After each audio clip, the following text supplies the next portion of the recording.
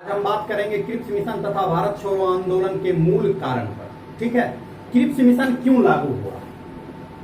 क्योंकि जर्मनी ने पूर्वी यूरोप के अधिकांश भाग पर आक्रमण कर दिया था, जैसे हॉलैंड, ऑलैंड, बेल्जियम, नॉर्वे तथा फ्रांस। जबकि जापान ने इधर एशियाई भाग में जैसे चीन, मलाया, बर्मा पर आक्रमण कर दिया था। यहां तक कि जापान ने 7 दिसंबर 1941 को अमेरिका के पर्ल हार्बर बंदरगाह पर भी आक्रमण कर दिया, जिससे मित्र राष्ट्र का पलड़ा जो था काफी कमजोर पड़ रहा था।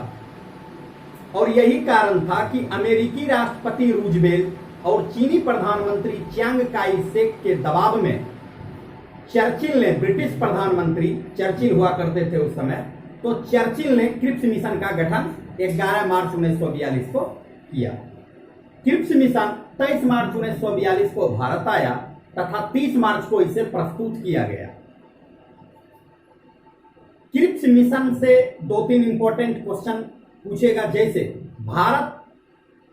भारतीयों को संविधान निर्माण का अधिकार सर्वप्रथम क्रिप्स मिशन के द्वारा दिया गया और पाकिस्तान की मांग को सर्वप्रथम क्रिप्स मिशन के द्वारा ही स्वीकार किया गया था। ठीक है, क्रिप्स मिशन, मुस्लिम लीग ने क्रिप्स मिशन को अस्वीकार कर दिया और कांग्रेस में नेहरू जी ने इसे दिवालिया बैंक कहा, जबकि गांधी जी ने पोस्ट डेटेड चेक की संज्ञा दी।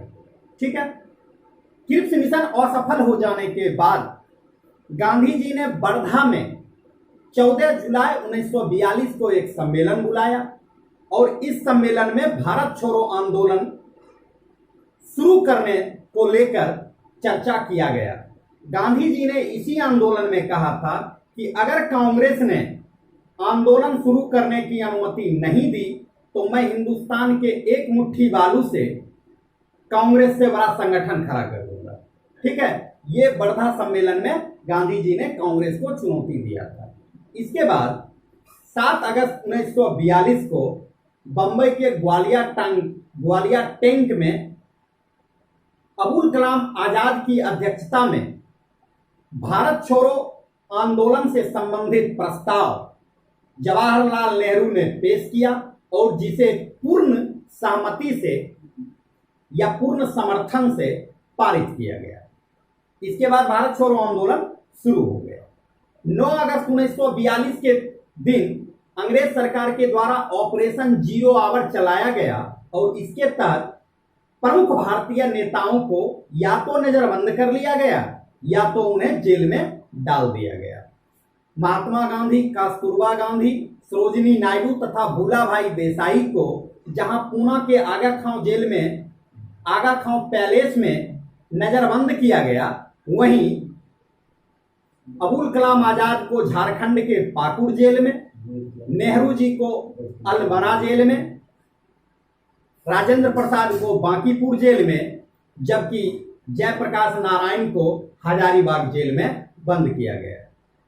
आंदोलन के दौरान जयप्रकाश नारायण हजारीबाग जेल से भागने में सफल रहे और ये भागकर नेपाल चले गए, जहां नित्यानंद स्वामी के मदद से इन्होंने हरबिलास जंगल में आजाद दस्ता का गठन किया।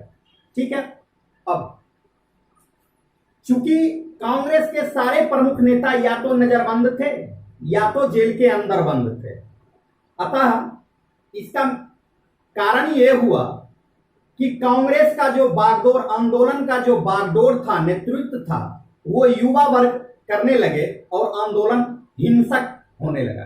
ठीक है, इसी दौरान 11 अगस्त 1942 को पटना में 7 छात्र पटना सचिवालय पर झंडा फहराने जा रहे थे, जिसे डिस्ट्रिक्ट मजिस्ट्रेट आर्चर ने गोली से भुनवा दिया। ठीक है, तो पटना सचिवालय पर जो 7 छात्र का प्रतिमा लगा हुआ है वो 11 अगस्त 1942 को शहीद हुए थे। ठीक है, एक बार रिकॉल करते हैं इसे। क्रिप्स मिशन 1942, क्रिप्स मिशन 1942 का गठन 11 मार्च को किया गया। यह 23 मार्च को भारत आया तथा 30 मार्च को इसे प्रस्तुत किया गया। क्रिप्स मिशन को गांधी जी ने पोस्ट डेटेड चेक कहा था, जबकि नेहरू जी ने दिवालिया बैंक की संज्ञा दी थी। ठीक है, क्रिप्स मिशन के द्वारा सर्वप्रथम भारतीय नागरिक को संविधान निर्माण का अधिकार दिया गया तथा पहली बार आंशिक रूप से पाकिस्तान के मांग को स्वीकार किया गया। क्रिप्स मिशन असफल होने के बाद गांधी जी ने 14 जुलाई 1942 को वर्धा में एक सम्मेलन बुलाया और इस सम्मेलन में भारत छोड़ो आंदोलन से संबंधित चर्चा किया गया और इसी सम्मेलन में, वर्धा सम्मेलन में गांधी जी ने कहा था कि अगर कांग्रेस भारत छोड़ो आंदोलन चलाने को लेकर अपनी अनुमति नहीं देता है तो मैं एक मुट्ठी बालू से कांग्रेस से बड़ा संगठन खड़ा कर दूंगा। ठीक है। अब भारत छोड़ो आंदोलन जब 7 अगस्त 1942 को बंबई के ग्वालियर टैंक में अबुल कलाम आजाद की अध्यक्षता में जो सम्मेलन हुआ था उसमें नेहरू जी ने प्रस्ताव प्रस्तुत किया जिसे पूर्ण समर्थन से पारित किया गया और उसके बाद भारत छोड़ो आंदोलन शुरू हो गया। 9 अगस्त 1942 को अंग्रेज सरकार के द्वारा ऑपरेशन जीरो आवर चलाया गया। ठीक है। और इस ऑपरेशन के तहत कांग्रेस के प्रमुख नेता को या तो जेल में बंद कर दिया गया या तो नजरबंद कर दिया गया। आगम खां पैलेस में गांधी जी, कस्तूरबा गांधी, सरोजिनी नायडू और भूलाभाई देसाई को नजरबंद किया गया। वहीं बांकीपुर जेल में राजेंद्र प्रसाद को, पाकुड़ जेल ये झारखंड में है, अबुल कलाम आजाद को अलमरा जेल में, जवाहरलाल नेहरू को अहमदनगर जेल में, जेबी कृपलानी और पटाभी सीतारमैया को अहमदनगर जेल में बंद किया गया था। हजारीबाग जेल में जयप्रकाश नारायण को। आंदोलन के दौरान हजारीबाग जेल से जयप्रकाश नारायण भागने में सफल रहे। ये नित्यानंद स्वामी के सहयोग से नेपाल के हरबिलास जंगल में आजाद दस्ता का गठन किया। ठीक है।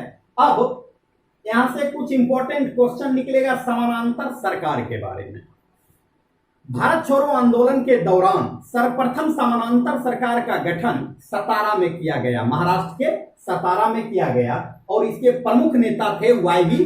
चौहान। ठीक है। तो सर्वप्रथम समांतर सरकार का गठन सतारा में किया गया, इसके प्रमुख नेता थे वाई.बी. चौहान। जबकि सर्वाधिक जो समांतर सरकार चला था वो बलिया में जीतू पांडे के द्वारा गठित किया गया था। ठीक है।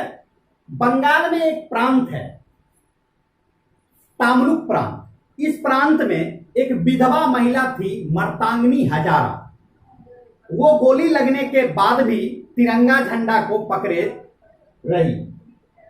तो यहां से पूछा जाएगा कि मर्तांगनी हजारा किस प्रांत से संबंधित थी या किस आंदोलन से।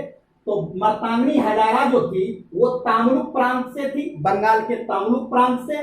गोली लगने के बाद भी ये झंडा पकड़े रही। ठीक है।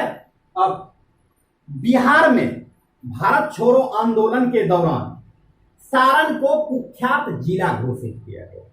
बिहार में भारत छोड़ो आंदोलन के दौरान भागलपुर और सारण, पटना ये 3 प्रमुख क्षेत्र थे जहां भारत छोड़ो आंदोलन काफी सक्रिय था।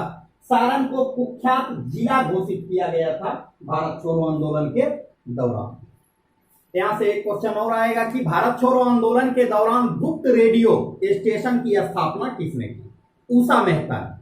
उषा मेहता ने गुप्त रेडियो स्टेशन की स्थापना की और इस पर रोज भाषण देने के लिए आते थे राम मनोहर लोहिया। ठीक है। 11 अगस्त 1942 को पटना सचिवालय पर जा रहे 60 छात्रों को गोली किसने मरवाया? पटना के डिस्ट्रिक्ट मजिस्ट्रेट आर्चर के आदेश पर गोली मारा गया।